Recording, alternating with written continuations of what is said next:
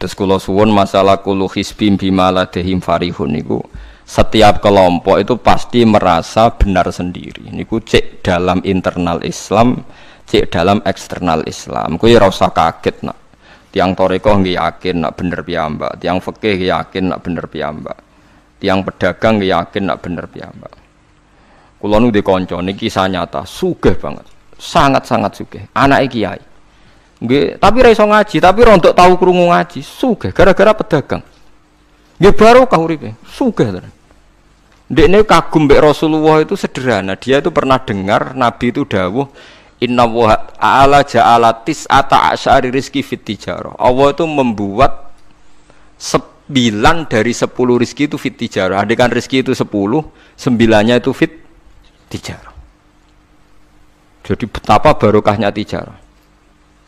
Dekne alasannya sederhana. Dekne pancen pedotan anak kiai dadi ya rada krungu-krungu sithik jek eling lah memori-memori di Mbah Halim jek eling. Tapi saiki wis kedonyan. Ya masuk akal. Pak Bah, menurut saya ibadah paling baik itu berdagang. Kiai sekali medhit ben neraka, Pak. Perkarane ora tau ngamal. Nak pedagang ora tetep swarga. Kok iso ceritane? Kiai kan sering saling templek wong. Sekali medhit neraka, duwe ora golek kok medhit. Ndene anak kiai dadi wani ngritik kiai. Lah nek pedagang medhit lah itu tetep lomo, Pak. Misalnya aku pedagang medhit, tetep bayari supir, bayari satpam, bayari tukang pel, karyawan. Karena nek gak tak bayari ra gelem kerja, nek ora kerja aku malarat. Jadi pedagang medhit lah kan tetep bayar UMR kan? Jadi pedagang ora iso medhit, Bapak. Gelem ra gelem bayar. Mulane barokah untuk rezeki songo iku jare. Yo medhit itu praktekno tenan dene, tapi dene ndek keyakinan medhit itu tetep barokah. Dan saya setuju Bang dengan pendapat dia. Lan kanca-kanca sing meragi mriki nek kepengin medhit barokah iku dagang. Wis kowe bayang medhit lah, asal tetap bayar gaji lho, nggih nang medhite kebablas. Lho nggih to pedagang iku sak medhit-medhite asal bayar gaji kan barokah to nggih. Artinya simbiosis rezekinya akan kemana-mana kan. Sale ke the base. Ayo bayari supir nggih, kernet, tukang cuci, engko mobilnya waya ngetap oli, waya nyervis, bengkel, itu berapa sistem rezeki? Pemene nak pabrik karyawane 2000. Kuwi ku yo ana sing mondok, ana sing wong soleh dadi karyawan macam-macam. Yo ana bener e. Dadi dekne ngidolakno nabi mergo nabi ku pedagang. Ora ana Pak ning sejarah nabi ku kiai sing ana tak wis nabi kok dadi kiai cangkemmu. Wah terus to dindi. Dene alasane ora ana sejarah nabi ku kiai, anane nabi ku tajir pedagang. Cangkem wis dadi nabi kok dadi kiai barang. Oh, ora omong aja keluar lho, pokoke pedagang ngono ae ora usah. Terus dadi nabi cek napa? Dadi ya. Artinya ya mau kullu hizbin bima ladehim farih. Bahkan kiai-kiai yang sekarang koalisi sama pejabat itu yang soleh ini kula bakas sing soleh, nek ora soleh kula mboten tertarik, ora soleh kok. Itu alasannya juga ibadah, karena kalau pejabat itu didekati, setidaknya akidah dia itu masih ahli sunnah. Pejabat itu rata-rata tidak pernah ngaji. Dia taunya Islam NU atau Muhammadiyah, ahli sunnah. Itu ya taunya dari kiai-kiai NU atau Muhammadiyah. Jadi kalau adat yang dekati itu NU, ya adatnya NU. Muhammadiyah, Muhammadiyah. Kalau adat yang dekati Syiah, ya Syiah. Kalau apa, ya apa. Nah kalau semua kiai-kiai NU, Muhammadiyah atau kiai-kiai ahli sunnah yang lain, ya, karena itu tidak mau dekati, lala sing dekati itu aliran sesat misalnya. Nanti cara berpikir dia juga aliran apa? Sesat. Berarti sing dekati itu ibadah atau musibah? Mboten jawab mau. Ibadah. Dia tuh yakin betul. Bahkan saya pernah ketemu kiai yang begitu dekat pejabat, dia yakin. Judul kok tetap wali. Banyak juga.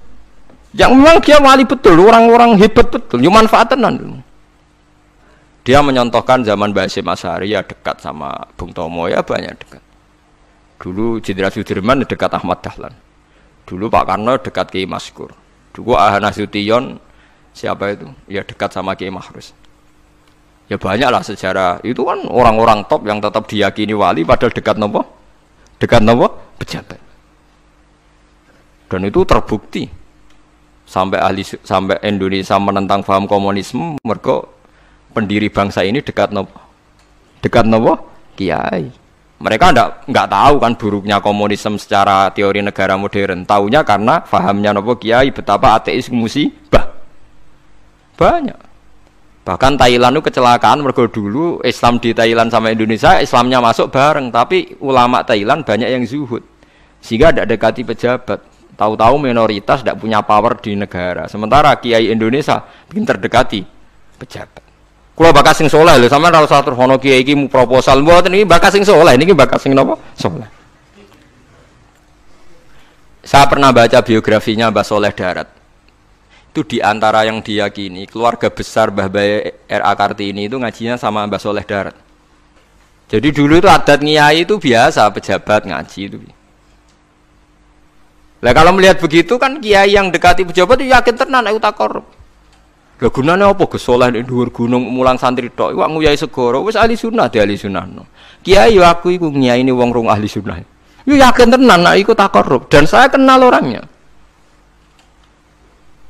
Ya artinya enggak apa-apa kalau dia begitu enggak apa-apa. Ya bolak-balik kullu hisbim bima ladehim fa'il. Dia nyontohkan itu di Syiah di Iran. Iran dulu ahli sunnah itu banyak. Tapi ketika penguasa itu lebih dekat tokoh-tokoh Syiah, lama-lama jadi negara Syiah karena wilayatul faqih itu dipegang nopo Syiah. Dulu Arab Saudi tidak semuanya Wahabi. Gara-gara pendiri Abdul Aziz itu setelah dari revolusi menang Abdul Aziz, Ali Saud istilahnya. Ali Saud itu dekat dengan Abdul Wahab. Lama-lama jadi faham nopo Wahabi. Karena Abdul Wahab sama Ali Saud itu dekat. Makanya sekarang diarani Saudi Arabia. Artinya apa? Dari sekian contoh itu betapa pentingnya ulama ahli sunnah dekat pejabat dan bisa mensunnikan. Nyatane tenan ya. Kados pilpres kemarin, mbok suni mbok ora iku wae calon presiden selawatan tenan. Mergo dekne ngerti trene saiki napa? Mbok latihane gapan yo ora ero, tapi kan terus masal. Lebatin ini memang teori itu sama-sama mungkin benar. Begitu juga teori tuku tanah niki kula contohkan. Sampeyan saiki tak bedhei. Ana tanah pinggir Ratan, pinggir Malioboro misalnya. Pinggir Malioboro. Mustafa mbek Ruhin niku ahli dakwah terus ngandani. Niki ampun nggih maksiat itu dosa. Jenengan cangkruk teng mriki kathokan cekak wong wedok maksiat dosa. Nek ra diencepi. Kamu siapa kok berani? Lu siapa kok wani ngloroi aku? Jajal misalnya Mustafa sugih di desa miliar mbok sak triliun. Tanah ning kono niku dituku kabeh. Bareng ngono ana wong kathokan cekak maksiat ning kono. Kowe aja ning kene, Nduk. Kamu siapa? Sing duwe. Bareng. Gampang ndi nganggo dakwah kiai mbek tuku. Jawab mawon sing. Lah intine dakwah bil hikmah mbek bil mal cepet ndi? Bil mal kan. Dan itu ya ndak menyalahi Quran wajah itu bi amwalikum. Mulane kula nu termasuk ngrasa dosa perkara ora sugih nganti ngoten niku, paham. Tapi nek aku sugih nganti ngono ora sida ngalih ngoten iki. Mulane kula niku ya apik separo ngoten mawon. Lah sing sugih ora ngapik mergo ora kelar tuku. Mulane niki sing santri kula sing sugih-sugih nak kuat iku tuku tanah sing potensi dienggo maksiat. Nahi mungkar paling cepet niku niku. Mergo anggere takoki lu siapa? Sing duwe iku leren wis. Lho nggih to nggih. Gon-gon dalan sing dienggo maksiat, ambek loro tok kan suwi, tapi nek iku mbok tuku, terus tetep dienggo, nak ngusir kan gampang. Lu siapa kok ngusir? Sing duwe. Gampang di. Ha mulane mulai dhisik iku agama ora iso ninggal wong sugih. Bilal iku melarat. Dadine wali mergo melarat sabar ning tauhid. Tapi sing nyelametno donyane Abu Bakar. Dadi pancen mlakune agama iku kombinasi melarat ambek sugih. Mulane sing melarat ora usah ndonga sugih perkara nggo kombinasi wae. Tapi nek wis bosen banget yo oleh lah maksudnya ge. Nak donga ngeten apa rek Gusti contoh melarat mboten kula nggih mun wonten kok Gusti. Kadose ndak mendesak harus saya, ndak mendesak harus apa? Saya. Kita kula mun suwi yo Gusti dadi contoh mun apa? Paham gitu, terus nahi mungkar niku nggih wonten istihade dadi. Nggih sama nahi mungkar dalam politik nggih ngoten. Dulu di Rembang juga banyak lokalisasi. Kula masih ingat kecil saya dan ya kuat karena di backing oknum-oknum tertentu. Tapi ketika bupati itu mulai dekat kiai. Pernah era kakak saya kandung itu wakil bupati. Setelah itu anaknya Kiai Khalil. Sekarang itu teman saya malah yang jadi bupati. Itu ya rubahnya luar biasa karena ya guyonan mereka paling nyai Gus dakwahi kesuwen. Bupati gampang terus gawe SK ngongkon Satpol PP. Artinya jangan kira orang-orang baik yang lewat pejabat itu tidak kalah kontribusinya, ya banyak juga. Ini bakas sing soleh loh, ini bakas sing napa? Soleh. Artinya kullu hisbim bima ladaihim farihun. Yang yakin dengan kebaikan bentuk ini juga banyak. Kowe aja mau meyakini dhewe apik kok Mustofa, langgare cilik tetep istiqomah, nak bar wiridan ra donya. Iku ya apik, tapi dene ya ben yakin bener dhewe ben terus. Nah dene yakin terus calon bupati malah dadi kan. Tapi jangan merasa benar sendiri. Ya yakin saja kalau dia benar. Tapi jangan yakin benar sendiri karena dia tidak bisa bikin SK untuk membubarkan tempat maksiat. Utawa ora iso tuku tanah sing dienggo napa? Maksiat. Jadi pilihannya bubarno niku. Nah sampean takok, lah nek ngono ulama ra kalah, goblok kena ulama kalah. Ulama tetap paling bener. Perkarane piye? Wong sugih mau iso ngusir wong maksiat kok tanahe ning tanah liya, tapi ra iso ngilangno maksiat mentale wong iku. Lha iku sing rada betah ngilangno sak mentale iku ulama. Mulane ulama takoki, "Lah kok iso tapi sampean ra iso ngusir kok nggon maksiat, tapi mau pindah tok wonge tetep maksiat." Lah sing iso nobatno iku ulama. Ya rada menang meneh maksudnya ya rada lumayan. Tapi lewat ngaji ini Anda menjadi tahu. Jadi yang biasa toreko, biasa wiridan, jangan menafikan orang-orang soleh yang mungkin meyakini ada efektivitas pakai kekuatan politik dan harta. Paham ya? Nyatanya ya iya. Artinya banyak juga orang yang punya strategi sampai begitu, nganggep begitu itu jihad, menguasai tanah itu apa? Jihad. Karena dengan kita kuasai untuk sujud ya kita, yang taat ya kita, mengendalikan untuk apa juga kita.